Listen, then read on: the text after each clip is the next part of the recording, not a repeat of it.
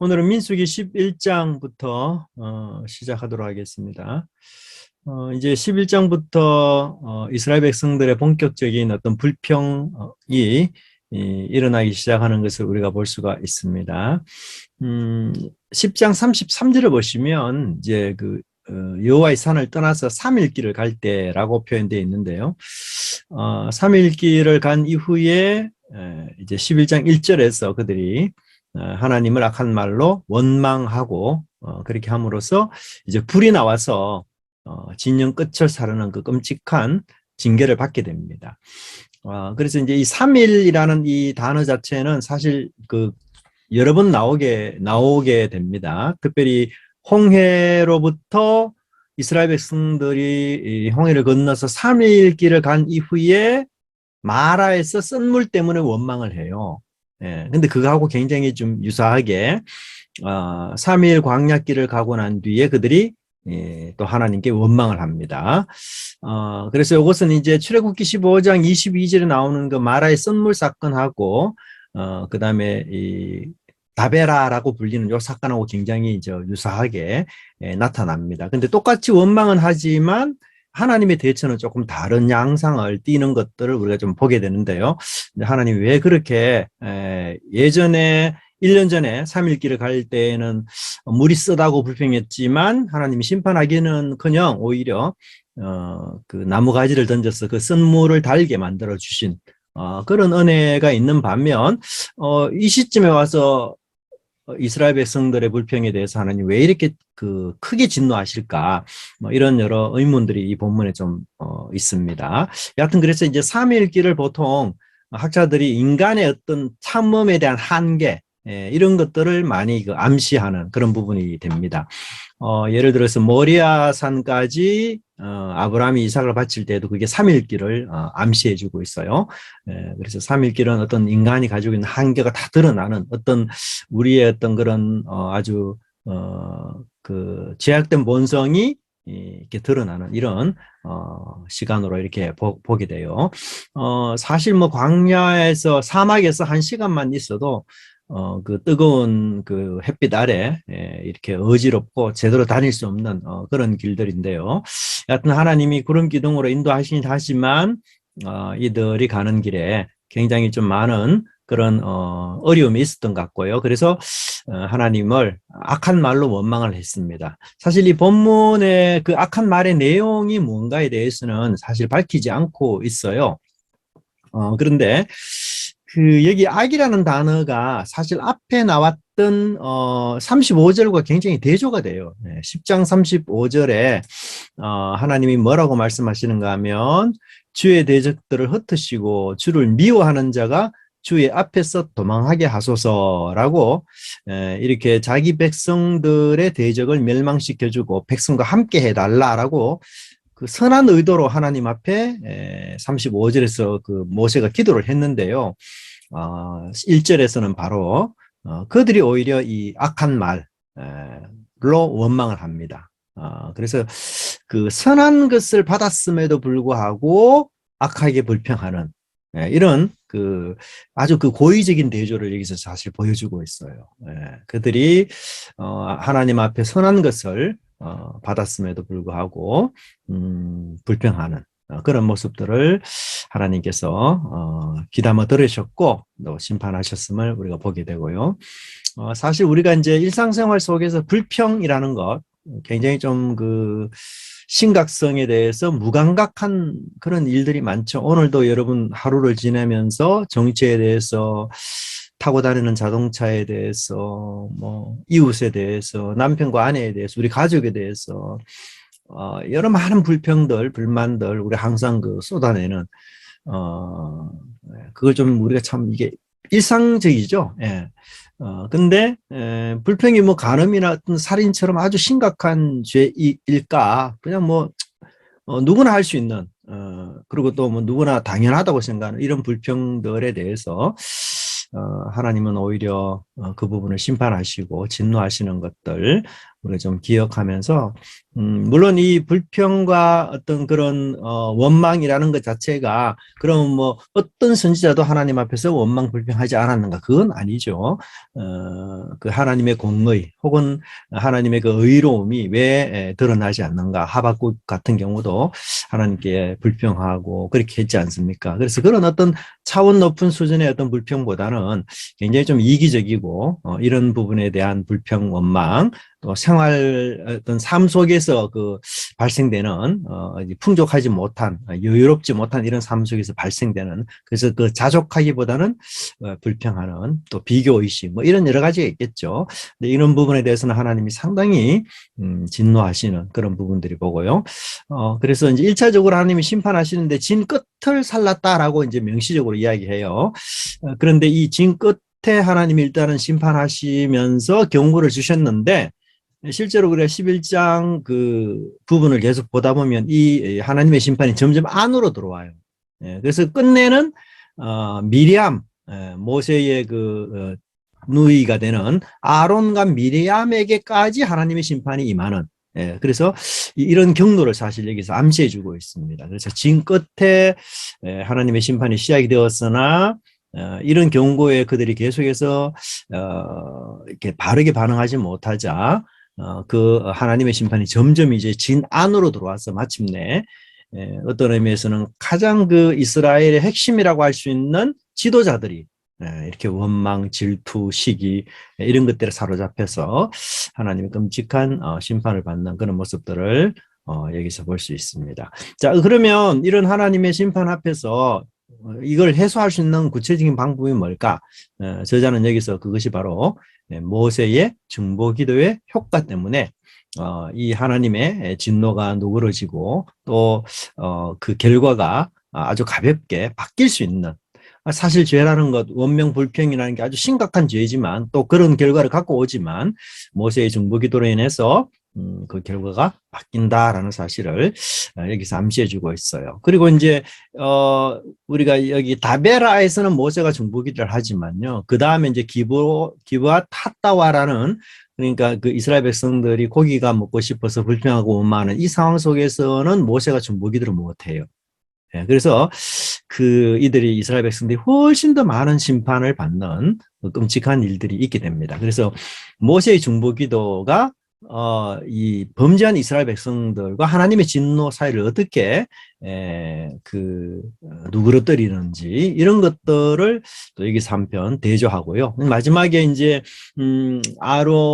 미리암이 모세를 시기 질투해서 권위에 도전했을 때 문둥병이 들리잖아요. 이제 그 병에 대해서는 또 모세가 중보기도함으로써 그것이 또 해결되는. 그래서 이 모세의 중보기도가 상당히 중요한 위치에 있다. 죄를 지을 수밖에 없고 또 하나님 앞에서 이런 범죄의 그 상황에 빠져들 수밖에 없는 이 죄에 대해서 무한히 연약한 죄의 종로로 탄 이 인간에게 이 죄에 대한 심각한 피해와 그 결과를 막을 수 있는 유일한 것은 과연 뭐냐 이제 이런 것들을 이야기한다면 그것은 바로 선지자들의 중보 기도다라고 볼 수 있고 그렇다면 이스라엘 백성들에게 이런 신실한 중보 기도를 해주는 선지자가 없다라는 것은 이 백성들에게 굉장히 그 미래가 어두울 뿐이다. 아무 소망이 없다라는 것을 말해주고 있습니다. 그래서 이 신실한 중보의 기도는 결국 우리가 예수님으로 또 연결되는 그런 부분들을 우리가 볼 수가 있고요. 그 다음에 이 사건을 기념하기 위해서 그것 이름을 좀 특별한 명칭으로 부르죠. 다베라 해서 불에 탔다, burning 뭐 이런 의미가 되고 있는 것을 볼 수가 있습니다. 자, 사실은 이제 이스라엘 백성들이 이런 어떤 이제 11장 초반부에 와서 사실 이런 범죄마로 말미암아 하나님의 심판을 받는데요. 우리가 잘 알다시피 민수기 1장부터 10장까지는 정말 뭐랄까요? 하나님과 이스라엘 백성들이 죽이 너무나 잘 맞고 또 하나님 명령하면 이스라엘 너무 잘 순종하고 모든 준비가 완벽하게 이루어진 것 같은데 사실은 실제로 삶 속에서 이것이 제대로 지켜지지 않고 순종하지 않는 이런 모습들을 우리가 참 많이 보게 됩니다. 어떤 의미에서 우리가 예배 드릴 때에는 참 하나님께 헌신하겠다, 또 하나님만 따르겠다, 뭐 이렇게 우리가 약속하고 맹세하고 그다음에 뭐 기도도 하고 찬양도 하고 그렇게 하지 않아요. 근데 예배 드리고 난 이후에 우리가 세상을 나갈 때 그 세상이 결코 만만치 않거든요. 우리가 하나님 앞에 했던 약속들 또는 결심들 이런 것들을 완전히 망가뜨리고 그다음에 뭐 얼마나 유혹이 많습니까? 예. 그래서 그런 어떤 세상의 첫 발을 우리가 내디딜 때 바로 그냥 이렇게 불순종하는 이런 모습을 보이는 것이 이제 이스라엘과 유사한 그런 어떤 모습인데요. 이것은 이제 창세기 같은 경우 하나님께서 아담을 통해서 생육하고 번성하라라는 이 축복의 명령을 주셨잖아요. 그러고 난 뒤에 이제 바로 이어서 그런 하나님의 선한 의도와는 달리 아담이 하와가 선악과를 먹음으로써 아담과 공범하는 그런 일로 말미암아 타락했거든요. 근데 민수기 이 부분도 이런 창세기의 그 패러다임을 따르고 있어요. 그래서 민수기 1장에서는 그 아브라함의 자손이 얼마나 많이 번성했는가. 그래서 60만 남자가만 이렇게 많은 수가 번성해서 하나님이 아담에게 그리고 아브라함에게 약속한 이 약속들을 신실하게 지켜나가는 그런 분으로 나타내고 있는데, 그렇다면 이제 이스라엘은 당연히 그 하나님 앞에서 자신들도 약속을 지키면서 그 언약을 신실하게 지켜야 되는데도 불구하고 11장 1절에 똑같이 선악과를 먹는 것처럼 하나님 앞에 악한 말로 원망하는, 곧바로 죄를 짓는 축복과 그다음에 범죄 이런 것들이 굉장히 그 유비적으로 드러나는 그런 것들을 보게 되고요. 또 전체적으로 이제 이스라엘 백성들이 두 번째 광야 생활을 할 때에 민수기 이후에 이제 광야 생활할 때에 하나님은 이스라엘 백성들이 10번이나 범죄했다 이런 표현을 쓰는데, 물론 그것이 이제 횟수의 10번일 수도 있지만 또 알다시피 10이라는 숫자 자체가 완전수잖아요. 그래서 그들에게 무한의 기회를 줬지만 그 기회를 다 그냥 여지없이 망가뜨리고 계속해서 범죄했다라는 그런 암시도 되는데요. 사실 이 10이라는 이 숫자는 애굽의 10가지 재앙과 사실 굉장히 또 유사해요. 그러니까 하나님이 이스라엘 백성들이 하나님께 10번이나 범죄했다는 얘기는 이스라엘 백성들이 그 애굽의 그 완악함과 별반 다르지 않는 자기 백성이지만 애굽의 그 은혜도 겪고 참 무한한 하나님의 사랑을 받았지만 그 자기 백성들이 애굽의 그 이방 백성들과 그 완악함이 별반 다르지 않는, 뭐 사실 이제 선지서 후기로 가면 이방보다 더 악하죠. 결국은. 그래서 하나님이 그런 부분에서 너희들이 내가 소돔과 고모라를 너희들 정인으로 데리고 오겠다. 이렇게까지 하나님 할 정도로 그래서 그렇게 모습을 봐요. 그래서 이제 굉장히 좀 이제 유비적으로 나타나고요. 그래서 그렇지만 그런 가운데 이제 하나님이 계속해서 은혜를 베푸시면서 이들을 이끄시는 그 목자로서의 모습을 우리가 보여주게 되고요. 말씀드렸던 것처럼 이 3일길 이후에 홍해에서 나와서 3일길 후에 물이 써서 불평했던 이 물을 하나님이 단물로 바꾸었던 것과 그다음에 다베라 해서 그 반대되는 개념, 즉 불로 이들을 태우는 개념은 굉장히 좀 대조적인 그런 모습을 볼 수가 있어요.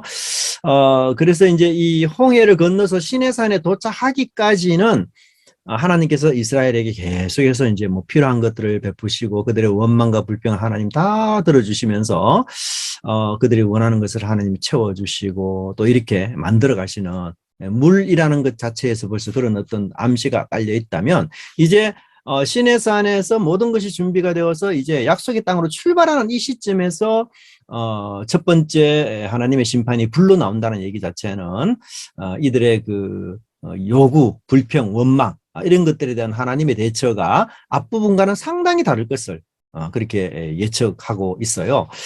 그래서 학자들이 이제 사실 우리가 홍해에서 시내산에 도착하기까지의 이스라엘의 원망과 불평, 그리고 시내산부터 출발해서 약속의 땅에 도착하기 전까지 이스라엘의 그 원망과 불평, 이 사건이 굉장히 유사한 사건들이 많아요, 사실은. 그래서 어떤 의미에서는 이게 중복이 아니냐 이런 표현도 뭐 할 수 있는데, 그래서 학자들이 그러면 왜 앞에서는 하나님이 용서하시고 심판도 하지 아니하시고 그들에게 필요한 거 채워주시고 그렇게 했는데 왜 뒤편에서는 하나님이 이토록 엄하게 하시는가?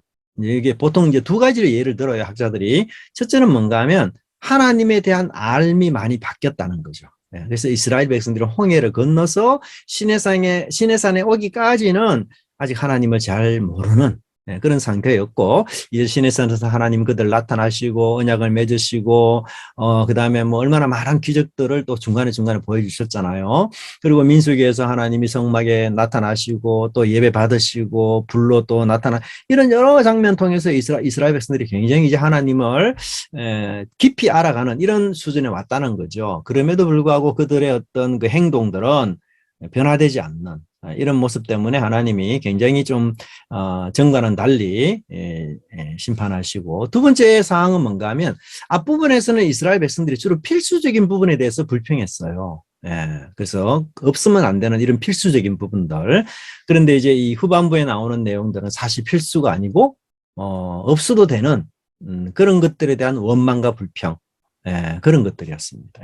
그래서 하나님이 더 이제 여기서 우리가 심판해 나가는 그런 부분들을 볼 수가 있습니다. 그 다음에 이제 두 번째 보시면 그 출애굽기 16장에서 역시 신 광야에서 백성들이 불평하는데요.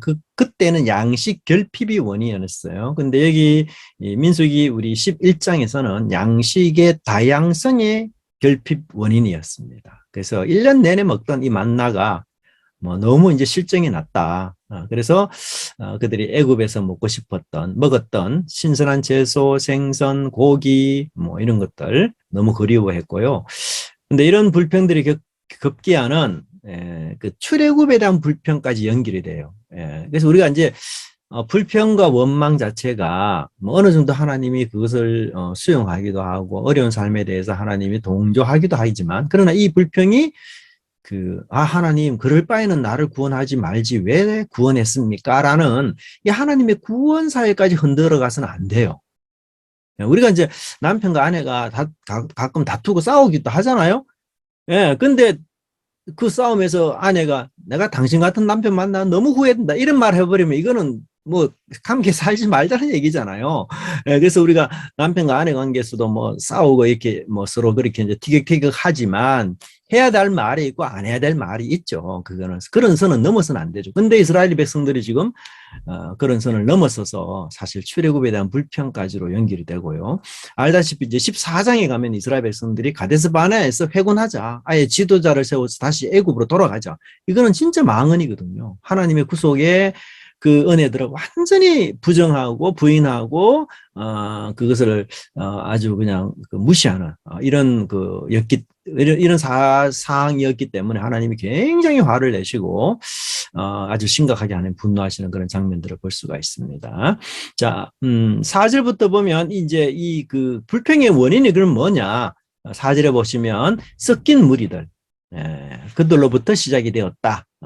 그래서 여기서 이제 이 섞인 무리를 섞여 사는 다른 인종들이라고 표현해서 두 가지 해석이 있어요. 첫째는 애굽 사람 혹은 미디안 사람들이다. 이제 출애굽할 때에 순수하게 히브리 사람만 온 게 아니고 애굽 사람들도 미디안 사람들도 따라왔는데 따라온 사람들 중에 이런 사람들이 반란을 혹은 그 불평의 시작 단초가 되었다 이렇게도 보고요. 또 한편으로는 이 단어 자체가 아예 불량자라는 말도 나와요. 그래서 인종과 무관하게 이방인이라고 해서 꼭 그런 것은 아니라 인종과 무관하게 이런 그 하나님의 은혜에 대해서 아주 그 냉소적이고 불량하게 태도를 취하는 이런 사람들로 그렇게 보기도 해요. 그래서 제 생각에는 이게 이제 인종의 어떤 의미보다는 이 도덕적으로 문제가 있는 불량자로 보는 것이 낫지 않는가 그 생각이 들고요.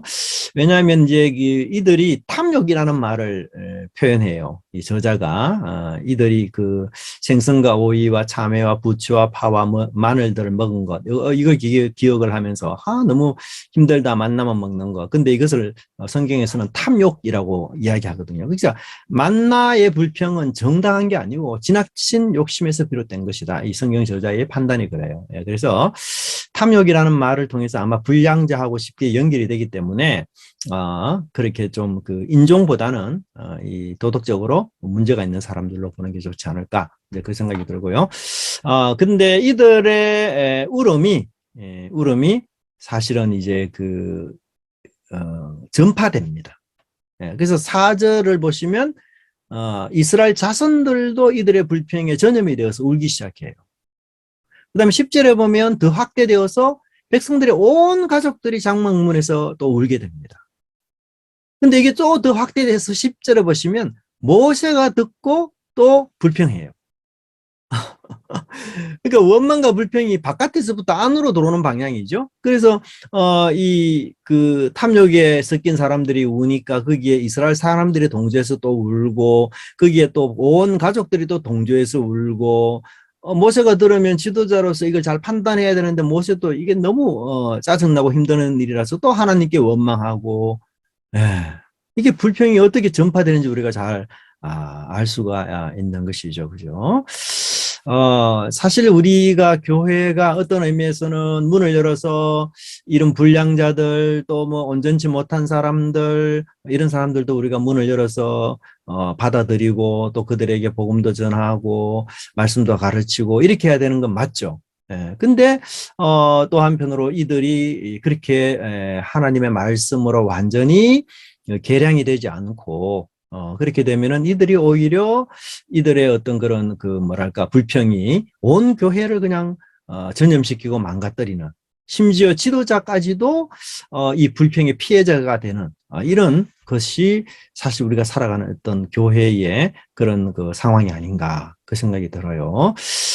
그래서 우리가 복음이 필요한 사람을 외면할 수도 없고 또 아픈 자를 위해서 복음이 필요한 것은 분명하지만 그러나 동시에 교회는 한편으로 이런 사람들이 우리 공동체에서 계속해서 재교육이나 또 하나님의 말씀에 대한 계속적인 어떤 훈련 이런 것들이 없으면 결국 이 사람들이 그냥 세상의 영향을 받아서 이 교회를 오히려 불평으로 전파시키는 이런 영향을 미치게 된다는 것.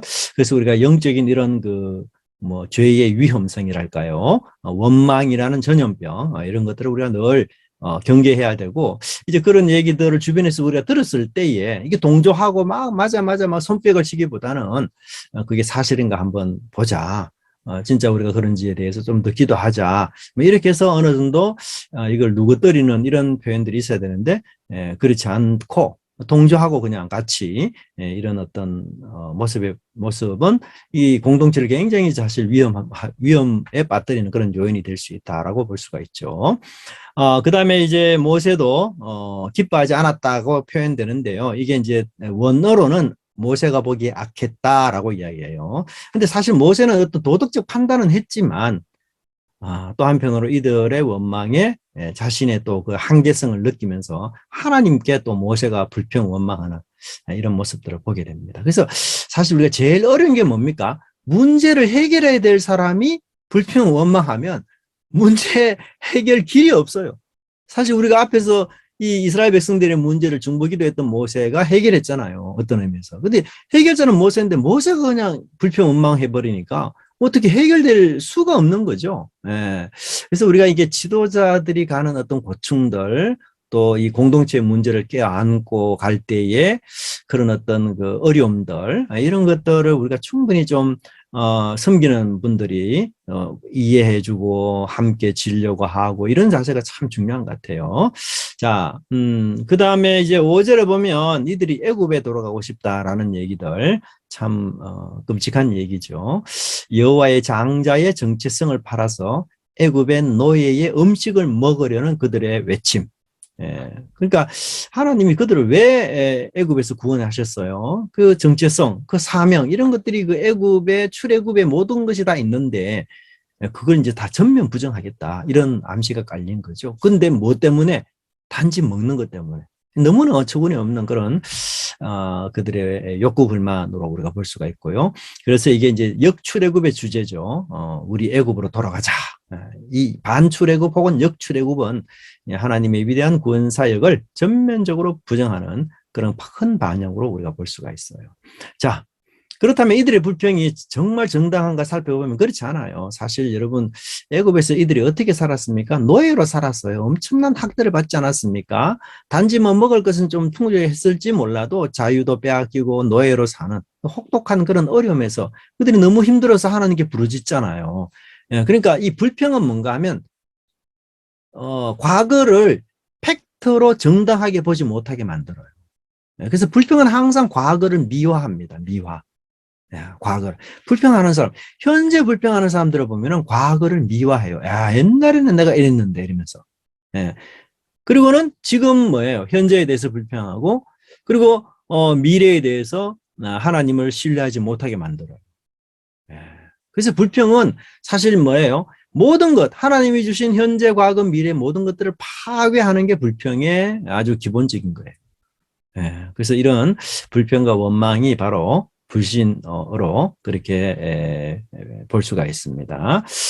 그래서 노예로 살았던 과거는 아주 그 좋은 삶으로 평가하고, 지금 자유롭게 사는 이 현재 삶은 아주 낮게 평가하고, 애굽에 먹었던 음식은 굉장히 높여주고 있지만 하나님이 주신 이 만나는 굉장히 비하시키고, 그래서 과거를 미화시키고 현재에 만족하지 못하고 미래의 약속을 잊어버리게 만드는 것이 불평이다라는 걸 우리가 기억해야 됩니다.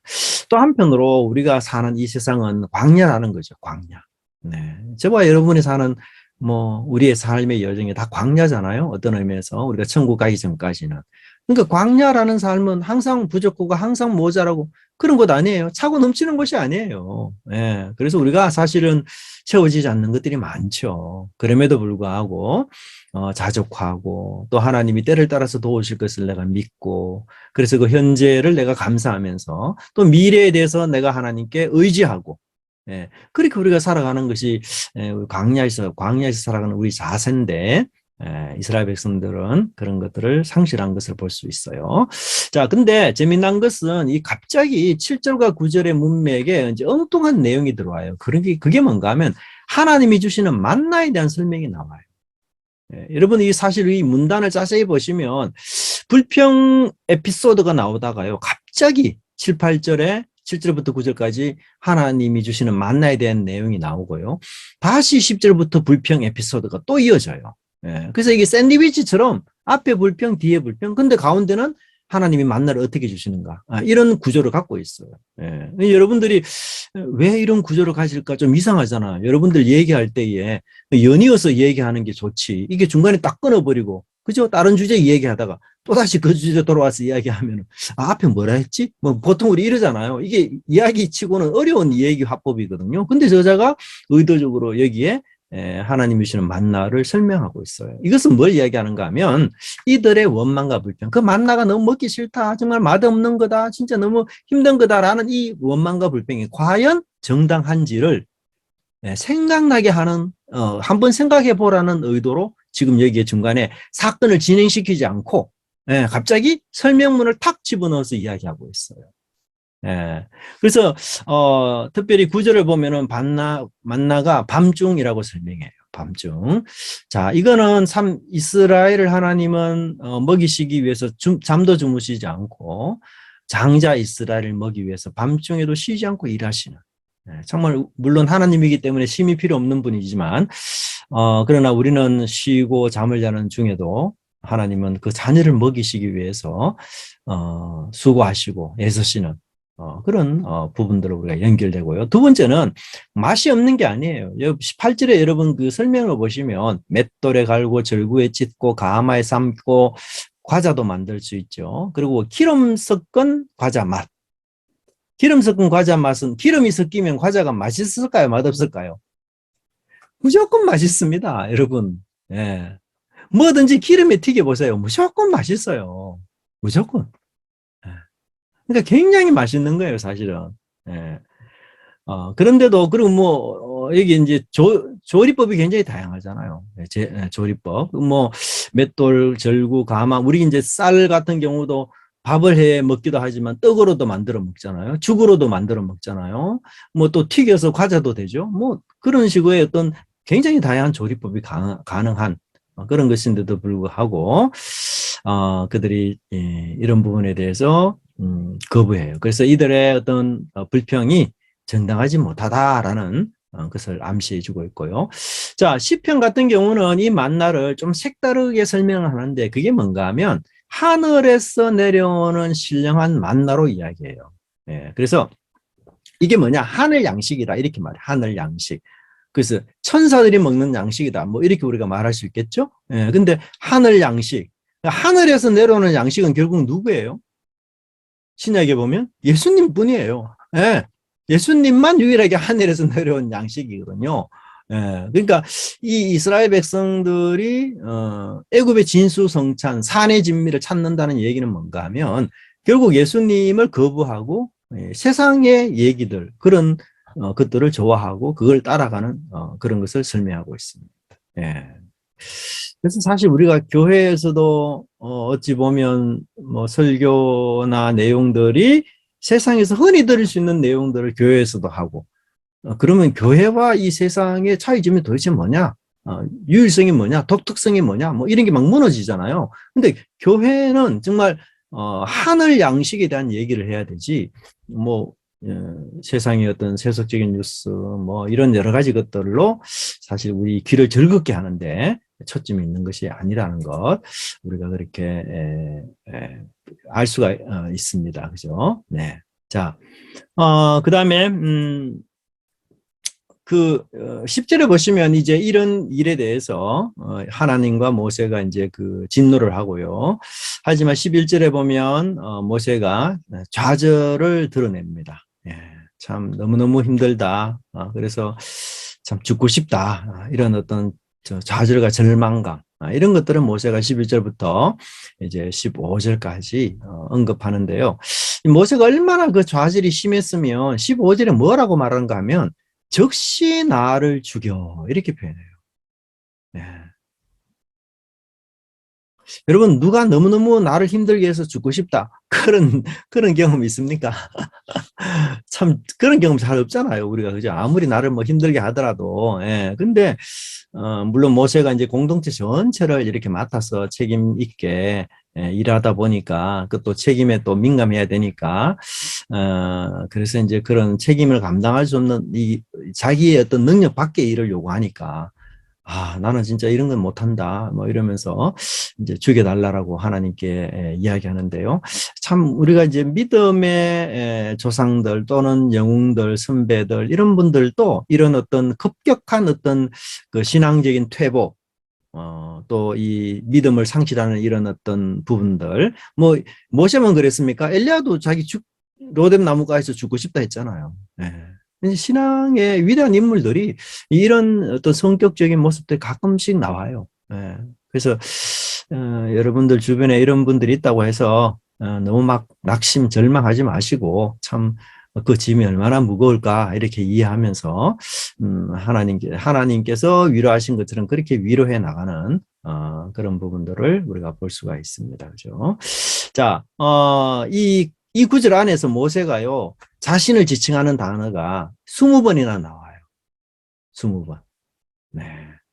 그러니까 원래 이 어떤 의미에서 그 불신은 자신의 무능을 보게 만들거든요. 네. 자신의 무능. 네. 하나님을 못 믿는 사람은 자신의 그 무능을 바라보기 때문에 결국 자기에게 이 집중될 수밖에 없어요. 믿음은 하나님을 바라보지만 불신은 자기 자신을 바라보게 돼요. 그래서 이 20번이나 자신에 대해서 자신을 이야기하면서 그 무능 그리고 연약함 그리고 자기가 지금 당하는 고통, 아픔 이런 것들 아주 깊이 매몰되어서 빠져서 하나님의 공급과 또 보호를 아주 우습게 생각해 버려요.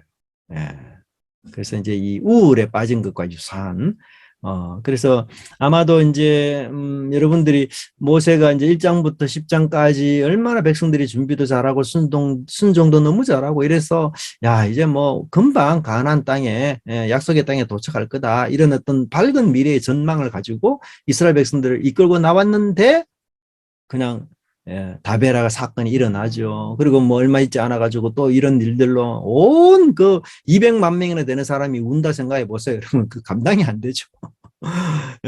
그러니까 이건 뭐 자기가 책임자로서 엄청난 어떤 그런 압박, 스트레스 이런 것들에 그리고 계획대로 이렇게 흘러가지 않는 이게 준비가 너무 잘 됐기 때문에 이제 진행도 아주 순탄하게 되리라 이렇게 생각했는데 그거 막 다 꼬여버리니까요. 정말 내가 이때까지 준비한 게 너무 허무한 거구나. 이 허무성의 얘기도 결함이 많이 돼 있죠. 그죠? 우리가 허무해지는. 그래서 좌절하고 낙심해요. 그래서 이제 앞에서는 심판받는 백성들을 위해서 중보기도 했던 모세가 좌절과 낙심으로 불평하고 그런 일들 때문에 사실은 이 이스라엘 백성들이 더 큰 심판을 받는 그런 어려움들이 있게 되는 것을 볼 수가 있습니다. 그래서 심판받는 백성을 위해서 아무도 기도하지 않는다면 과연 어떤 일이 일어날 것인가라는 것을 사실 이 장에서 잘 말해주고 있다. 그래서 앞에서는 심판도 받았지만 중보기도 때문에 축복이 이어졌죠. 근데 여기에서는 심판만 받게 돼요. 전적으로. 그래서 참 그 어려운 상황에 빠지게 됩니다. 자, 네 번째 보시면 이제 하나님이 모세가 불평 원망하는 부분에 대해서 이제 두 가지 문제로 해결을 하나님이 하셔요. 첫 번째는 뭐냐면 70인의 장로들에게 모세의 짐을 나누도록 그렇게 하셨어요. 그래서 우리가 어떤 의미에서는 참 한 사람이 너무 많은 짐을 지지 않도록 우리 교회에서 조절하고 조율하고 나누어질 수 있도록 그리고 짐을 지고 가는 사람에게 그 짐이 지금 어떤지에 대해서 함께 물어보고 이런 그래서 이제 잘 감당할 수 있도록 우리가 공동체가 함께 짐을 져주는 게 너무 중요합니다. 우리가 뭐 혼자 가려면은 뭐 내 혼자 가려면 내가 짐 지면 되지만 짧게 그럼 멀리 못 가잖아요. 그래서 함께 가려면 같이 짐을 나눠줘야 멀리까지 갈 수 있기 때문에 그런 것 같아요. 그래서 하나님이 이 모세의 어떤 그런 그 동료들 같이 그 도와줄 수 있는 사람들을 붙여주셨고요. 두 번째는 이제 하나님의 바람이 메추라기 떼를 몰고 와서 시큰 먹도록 하나님이 해주겠다. 그렇게 설명을 합니다. 근데 여기 이제 그 바람이라는 단어가 사실 이 양자에 다 나와요. 그래서 여호와의 신이 임하여 그런 표현이 17절에 나오죠. 내게 임한 영을 그들에게 임하게 하리니. 그래서 지도자는 어떤 사람이 지도자냐면 하나님의 영을 받은 사람인데요. 이 하나님의 영을 받는 이유가 뭔가 하면 하나님의 영을 받는다는 얘기는 하나님의 형상으로 회복된다는 뜻이에요. 우리가 이제 성령을 받았기 때문에 우리도 하나님의 형상으로 회복이 되잖아요. 그러니까 그 아담과 하와가 범죄함으로 말미암아 사실은 하나님의 형상을 잃어버렸습니다. 그러면 누구의 형상을 닮아서 살아가느냐? 사단의 형상을 닮아서 살아가요. 그래서 아담이 제일 먼저 하는 얘기가 거짓말을 하잖아요. 사단이 거짓의 아비거든요. 그래서 하나님께 신문받을 때 아담이 거짓을 합니다.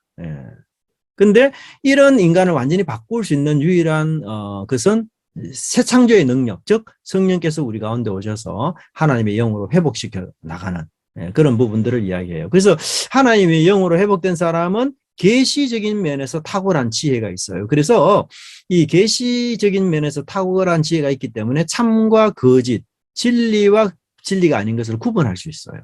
그래서 아담도 원래는 굉장히聰명해서 사단이 거짓이니까 그것을 제대로 판별해서 사실은 재판을 해야 돼요. 그래서 이 창세기에서 아담의 그 사명이 두 가지인데 첫째는 제사장, 제사장적 단어가 거기 나와요. 둘째는 재판.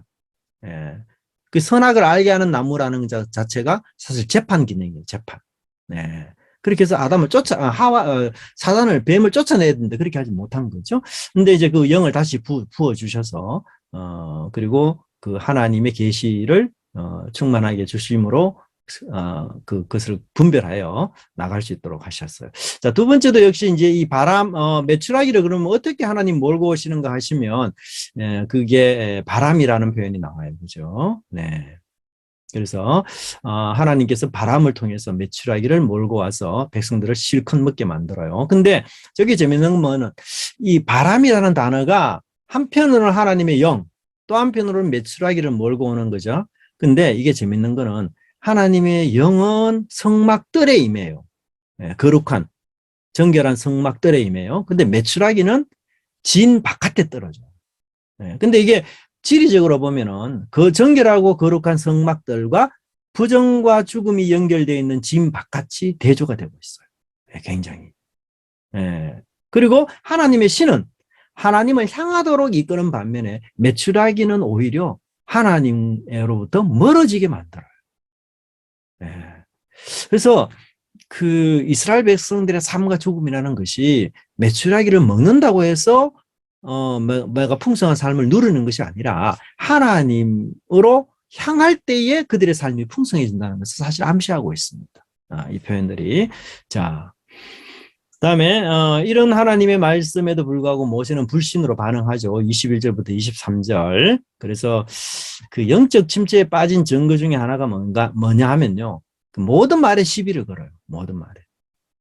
그래서 영적 비침 현상 이렇게 우리가 볼 수 있는데 누가 자꾸 내게 시비 걸면 이 사람 영적 침체에 빠졌구나 이렇게 생각하시는 게 좋아요. 모든 말이 다 지금 모세가 하나님 해결해 주겠다 하는데 다 시비 걸어요. 그래서 21절 보세요, 여러분. 아유, 하나님 한두 사람이 아닌데요. 이걸 어떻게 한 달에 먹입니까? 야, 양떼, 소떼, 아유, 고기를 다 잡아도 안 됩니다, 하나님. 그러니까 하나님이 여호와의 손이 짧으냐 그러면서 하나님이 그 이야기하시죠. 여호와의 손이 뭘 뜻하는가 하면 사실 이 단어는 그 출애굽 때 사용됐던 단어예요. 여러분 출애굽 때 여호와의 손이 나타나서 얼마나 놀라운 역사를 일으켰습니까?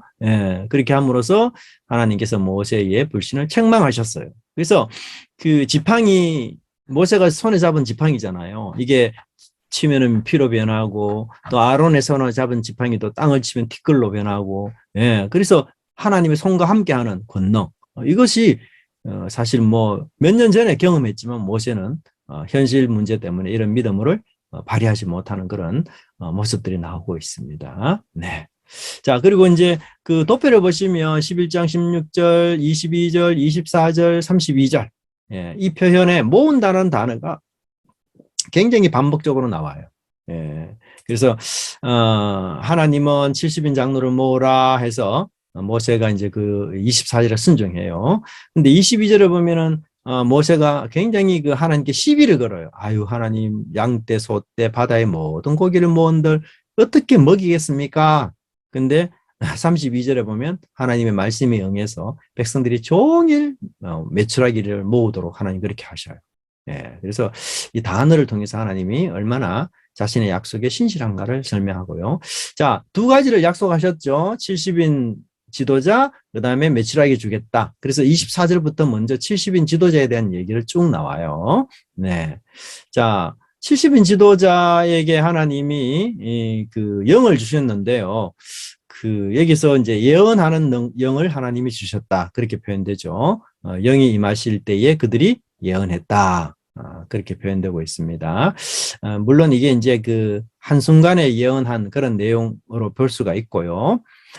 근데 여기 좀 색다른 내용이 뭔가 하면 26절에 보면 엘닷과 메닷이라는 사람이 그 진영에 머무는데도 불구하고 영이 임해서 예언했어요. 원래는 이제 성막들에 모여야 되는데 성막에. 근데 그게 아니고 진영 자기 있는 지역에 모였을 때에도 하나님의 영이 나와서 예언하니까 이 여호수아가 이 부분에 대해서 굉장히 좀 냉소적인 반응을 했어요.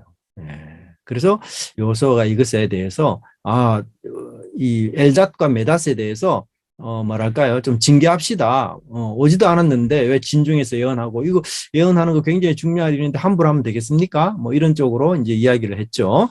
근데 모세가 정말 놀라운 대답을 합니다. 그게 뭔가 하면 29절에 보시면 네가 나를 두고 쉬게 하느냐, 여호와께서 그의 영을 모든 백성에게 주사 다 선지자가 되게 하시기를 원하노라. 야, 모세가 얼마나 놀랍습니까, 여러분? 참, 모세는 궁극적으로 이스라엘 백성들이 성숙해서 자기처럼 하나님을 잘 섬기는 사람이 되었으면 좋겠다. 그것을 위해서는 하나님이 영을 주셔도 좋고 그 어떤 것도 나는 오케이다. 너무 넓은 마음을 진짜 가졌어요. 이게 사실은 뭡니까? 아버지의 마음이죠, 아버지. 여러분 자녀들은 여러분보다 더 잘 되기를 원합니까? 아니면 야, 너 내보다 못 되기를 원합니까? 절대로. 그죠? 그래서 자녀들은 다 아버지보다 부모님보다 잘 되는 거 부모님 원해요. 경쟁자만 안 됐으면 좋겠다 하지 절대로. 그래서 어떤 뭐 자녀들도 우리가 야, 아버지보다 더 멋지다 이러면 아버지 다 기뻐하지 그것을 화낼 사람 아무도 없잖아요. 정말 모세가 그런 어떤 마음들을 갖고 있다는 것. 그리고 그 모세의 이런 마음대로 사실은 이제 우리가 요엘서를 보면은 내 영을 만민에게 부어주겠다. 자녀들은 장래일을, 그 다음에 늙은이는 꿈을, 젊은이는 이상을, 또 남종과 여종에게 부어주겠다. 그렇게 이야기하잖아요. 자, 그래서 이 요엘서의 예언으로 사실 넘어와서 이 예언의 성취가 결국 누구에게 어느 시대 때 이루어집니까? 오순절 사도행전 때 이루어졌기 때문에 베드로가 이 요엘서를 인용을 하잖아요. 그죠? 예, 오순절날 사도행전 때. 자, 보세요. 그러면 여기 우리가 요 단어 요엘서를 좀 잘 보셔야 되는데, 왜냐하면 요거를 그 이단들이 많이 이용을 해요. 예, 그래서 어떤 사람이 꿈을 꿨다. 예, 늙은이가 꿈을 꾸잖아요. 그럼 그걸 대서특별해서 마치 하나님이 주시는 메시지나 예언처럼 막 그렇게 하고요. 예, 그거 너무 넌센스입니다. 잘못된 거예요. 자, 그러면 여기 꿈, 그 다음에 장래일을 말하는 것, 이상을 보는 것, 요 세 가지는 뭘 뜻하는가 하면요. 예언자들의 활동을 뜻해요. 하나님이 예언자들에게 자신의 계시를 전달할 때 전달 수단이 뭐냐? 꿈, 이상, 예언, 장래일. 예, 세 가지 방식으로 하나님이 예언자들에게 자기 계시를 전달해요. 예. 그러면 뭐예요? 자녀들, 늙은이, 젊은이는 전부 뭐가 된다? 예언자가 된다는 뜻이에요. 그렇죠? 예. 다 이들이 예언자가 돼요. 그래서 남녀노소 할 것 없이 이제 하나님이 영이 임하는 그 시기가 되면 남녀노소 할 것 없이 모든 백성들이 다 예언자가 된다. 예언자. 우리 모든 분들이 다 예언자예요, 지금 우리. 예. 그러면 예언자의 가장 중요한 특징이 뭐죠? 예언자는 하나님의 뜻을 전하는데 하나님의 뜻 중에서 가장 놀라운 뜻이 뭐죠? 구속, 구원, 십자가. 그래서 예언자들은, 여러분들은, 저는 십자가의 진리를 완벽하게 이해하고 깨달아서 그것을 이제 남에게 전할 수 있는 사람들이 된 거예요. 예. 이게 하나님이 우리를 예언자로 세우신 궁극적인 목적이에요. 뿐만 아니라 29절에서는 남종과 여종에게 부어준다. 이건 뭔가 하면 사회적인 계급의 차이가 다 철폐된다. 예. 그러니까 하나님의 영이 통치하는 세계는 어떤 세계냐? 남녀노소, 또 뭐 남종, 여종, 그런 이 사회의 어떤 그 계급 제도가 전혀 존재하지 않는, 영이 임하면 다 그렇게 돼요. 그래서 교회가 여러분 그런 일들 하는데 얼마나 선구적인 그 앞장을 섰습니까? 그죠? 우리 한국교회 초대교회 보세요. 백정들, 뭐 노예들 할 것 없이 다 교회 와서 형제자매, 예, 계급 철폐 다 대부분 일어나는 거. 네. 그래서 이 모세의 어떤 그런 모습은 결국 뭘 이야기하는가 하면 영성이라는 것은 독점이 아니라 독점. 예, 이건 아니에요. 깨달은 걸 함께 나누고, 함께 가지고, 그렇게 해서 더 하나님을 잘 섬기도록 하는 그 의도가 사실 우리가 더 하나님께 기도도 하면서 공부도 하면서 이렇게 해 나가는 이유지, 그걸 독점해서 그 영성을 독점을 해서 다른 사람에게 카리스마적으로 내가 막 휘어잡고 그걸 위해서 존재하는 게 절대 아니에요. 그건 진짜 악용하는 거죠. 그래서 모세가 굉장히 놀라운 발언을 합니다. 근데 살짝 여러분 이게 뭐랄까, 모세에게는 좀 어려울 수도 있겠다 이 생각 안 가지겠어요? 여러분, 이 말은 결국은 70명이 결국 모세와 비슷한, 아니면 그 밑에, 바로 밑에 계급이겠지만, 비슷하고 동등한 계급을, 아니면 위치를 가진다는 얘기는 모세의 어떤 그런 유일성, 이게 흔들릴 수 있는 거잖아요. 그죠? 예. 근데 모세는 그것에 전혀 개의치 않아요. 예, 자기 지위가 흔들릴 수 있지만, 그래서 실제로 지위가 흔들리는 일이 언제 일어납니까? 미리암과 아론이 모세 당신만 뭐 하나님하고 얘기했냐? 우리도 하나님하고 얘기했지 않느냐? 왜 너만 우리 이스라엘 전체를 통치하는 권력 가지느냐? 나도 그 권력 좀 가져보자. 이런 도발적인 얘기가 나오잖아요. 그럼.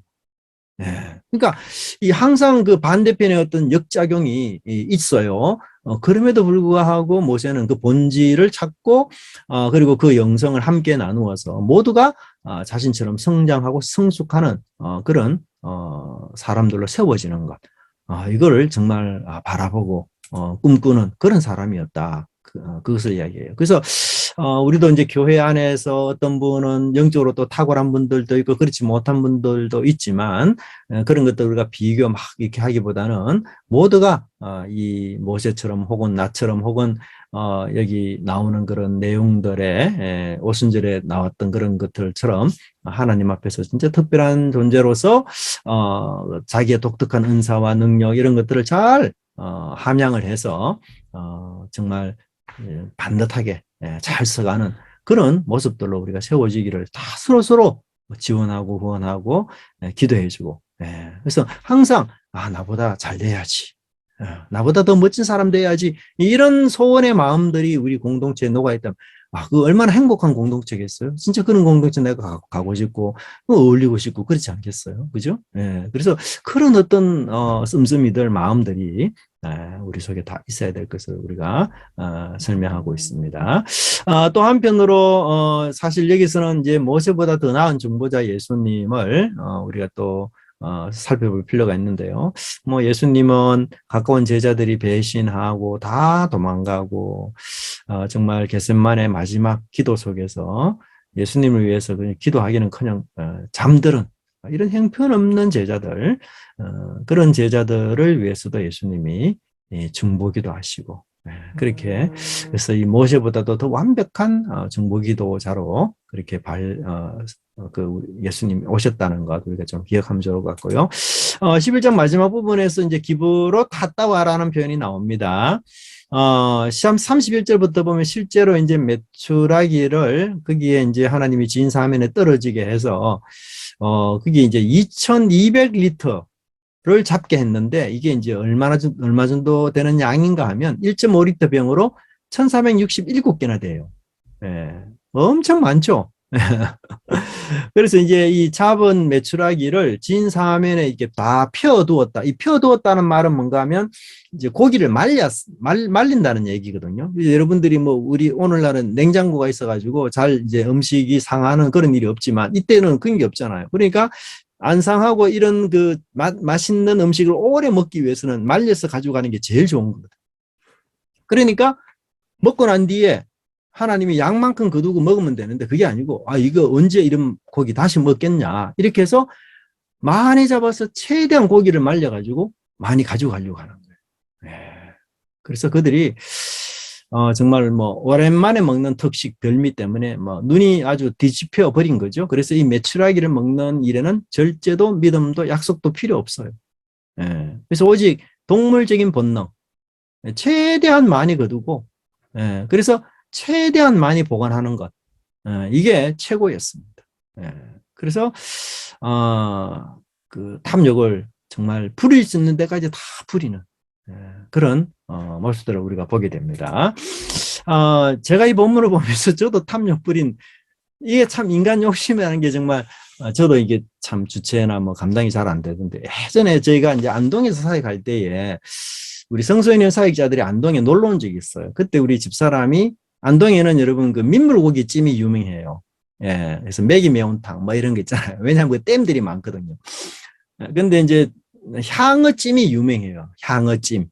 우리 잉어찜도 하긴 하지만 잉어는 잘 안 잡히기 때문에 향어는 뭐냐면 가두리 양식장에서 향어를 키워요. 그렇게 해서 이제 그 향어찜을 하는데 그 저도 맛있게 먹고 집사람도 이제 맛있게 먹고 해가지고 집사람이 그 찜하는 요리를 다 이제 습득을 했어요. 자기가 먹기 위해서.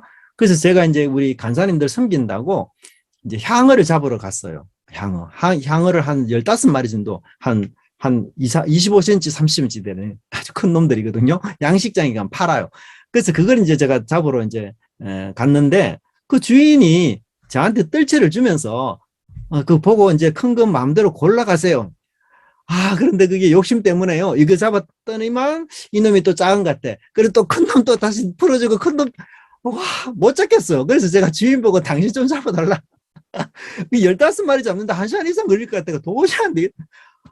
이게 참 사람 욕심이 그렇구나. 그 생각이 들었더라고요, 제가. 그러면서 이제 그 주인이 주는 대로 그냥 이렇게 가져와서 섬기고 그렇게 한번 했던 적이 있는데, 정말 우리가 그런 먹는데 그런 약점이 사실 누구에나 좀 있는 것 같아요. 그래서 참, 항상 이렇게 언제든지 좀 자족하고, 그래서 여러분 뭐, 오랜만에 잘 먹었다고 오히려 배탈 나고, 막 이런 경우 있잖아요, 사실.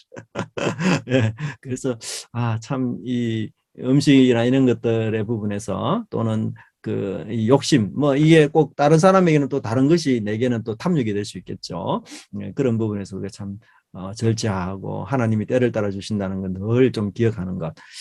그게 참 중요한 것 같아요. 그래서 하나님께서 이들이 사실은 먹기도 전에, 이 사이에 씹히기도 전에 하나님이 너무 이들의 행동이 탐욕으로 얼룩져서 도저히 이것은 나를 닮은 내 백성이라 할 수 없다. 그래서 하나님이 그들을 심판하셨고요. 그래서 얼마나 큰 심판이 거기에 있었는가 하면 그 무덤이다. 기브롯 핫다와 무덤이 되었다. 탐욕의 무덤이 되었다라고 그렇게 묘사하는 것을 우리가 볼 수가 있습니다. 네, 오늘 이렇게까지 하겠습니다.